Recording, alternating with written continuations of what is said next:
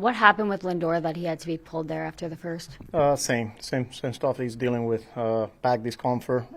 Felt good before the game during the at-bat, the swing he took, but then when he got running the bases after a few steps that he took, kind of grabbed on him again and went out there, gave us a heads up to get Acuna ready, and then went out there for the defense, and then came in and I decided to take him out. What's your level of concern that this could become a day-to-day situation? Yeah, it is already a day-to-day. He's concerned. Came out of the game back-to-back, if you want to say it, but I'm also early to sit here and said I'm really worried. So I think you just got to see how he feels tomorrow, the next day. So it's too early to tell. So does part of you just say maybe let's just tell him he's not going to play against Washington and then go from there after that?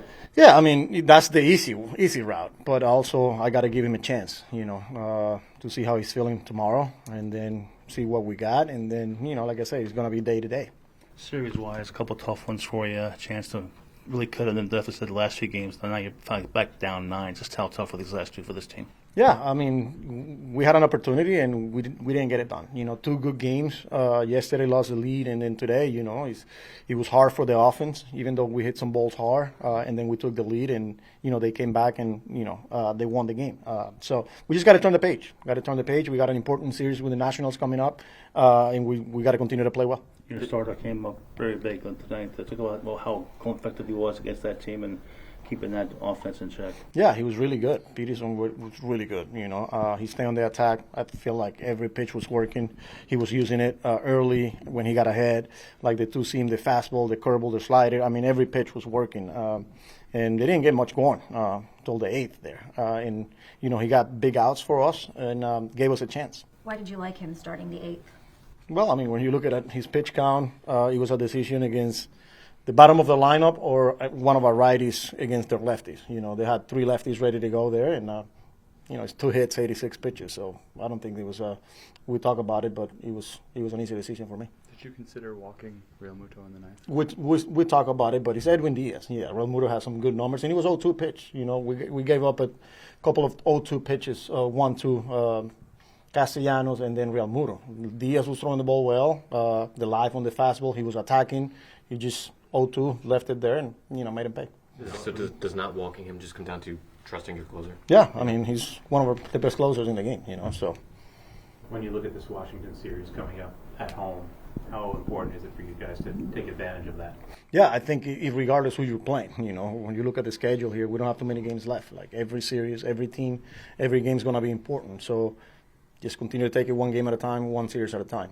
We lost this series here, but now we got to get back home and play well against the Nationals. Given how well your team has played since June and a lot of baseball, that's just how high is the confidence level about this team and going forward from now at this point forward? Yeah, a lot of confidence on the guys. We've shown it the whole year. After tough losses, our ability to come back and find a way, and that's not going to be any difference here. We're going to go home and play in front of our fans, and we just got to play well. We got to continue to play well. We've done that for quite a bit here, and I'm pretty sure we'll continue to do it.